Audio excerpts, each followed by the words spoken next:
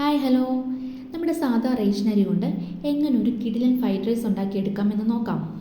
കുട്ടികൾക്കൊക്കെ fried rice വേണമെന്ന് പറയുമ്പോഴത്തേക്ക് നമുക്ക് 10 മിനിറ്റ് കൊണ്ട് അടിപൊളി ഒരു സോയ ഫ്രൈഡ് റൈസ് ഉണ്ടാക്കിയെടുക്കാമേ. ആദ്യമേ തന്നെ നമുക്ക് സോയാബീൻ ആണെങ്കിൽ സോക്ക് ചെയ്യാൻ വേണ്ടി വെക്കാം.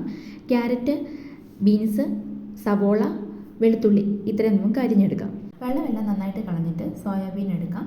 അതിനുശേഷം അതിലേക്ക് 1 സ്പൂൺ മുളക് പൊടി, കുരുമുളക് പൊടി, ഉപ്പ്, കോൺഫ്ലവറും കൂടിയിട്ട് നന്നായിട്ട് ഇളക്കി കുറച്ച് നേരം നമുക്ക് എടുത്ത് വെക്കാം. അത് കഴിഞ്ഞതിന് ശേഷം നമുക്കത് വറുത്തെടുക്കാമേ. ഒരു പാൻ ചൂടായി വന്നതിന് ശേഷം ലേശം ഓയിൽ ഒഴിച്ചിട്ട് നമുക്കത് നന്നായിട്ട് വറുത്തെടുക്കാം.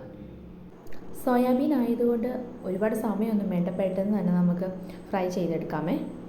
ഇനി നമുക്ക് സവോളയൊക്കെ വഴറ്റിയെടുക്കാം. ഞാൻ സോയാബീൻ ഫ്രൈ ചെയ്ത ആ പാനിൽ തന്നെയാണ് ഞാൻ ഉള്ളിയൊക്കെ വഴറ്റാനും കൂടി എടുത്തേക്കുന്നത്. അതിനകത്ത് മസാലയൊക്കെ ഉണ്ടല്ലോ എന്ന് വിചാരിച്ച്, വെറുതെ കളയണ്ടല്ലോ എന്ന് വിചാരിച്ച് ഞാൻ അതിൽ തന്നെ അങ്ങ് വഴറ്റാമെന്ന് വിചാരിച്ചു.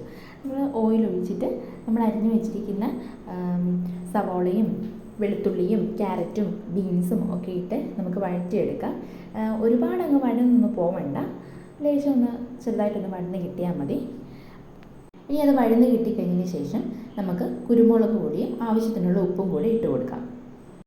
അത് കഴിഞ്ഞതിന് ശേഷം നമ്മൾ വേവിച്ച് വെച്ചിരിക്കുന്ന നമ്മളുടെ റേഷൻ അരിയും കൂടെ അതിലേക്ക് ഇട്ട് കൊടുത്ത് നന്നായിട്ട് മിക്സ് ചെയ്തെടുക്കാം. ഇനി നമുക്ക് കുറച്ച് സോയാ സോസും ഇച്ചിരി വിനാഗിരിയും കൂടെ ഒഴിച്ച് കൊടുത്ത് നന്നായിട്ട് നമുക്ക് മിക്സ് ചെയ്തെടുക്കാമേ. ഇനി നമ്മൾ ഫ്രൈ ചെയ്ത് വെച്ചിരിക്കുന്ന നമ്മളുടെ സോയാബീനും കൂടെ ആ റൈസിലേക്ക് ഇട്ട് കൊടുത്ത് നന്നായിട്ട് മിക്സ് ചെയ്തെടുക്കാം. വളരെ പെട്ടെന്ന് തന്നെ തയ്യാറാക്കിയെടുക്കാൻ പറ്റുന്ന ഒരു ഐറ്റമാണ്. അപ്പോൾ എല്ലാവരും ട്രൈ ചെയ്ത് നോക്കുക, കമൻറ്റിൽ അറിയിക്കുകയും ചെയ്യുക. നമ്മുടെ ചാനൽ ഇഷ്ടപ്പെട്ട് കഴിഞ്ഞാൽ സപ്പോർട്ട് ചെയ്യുക.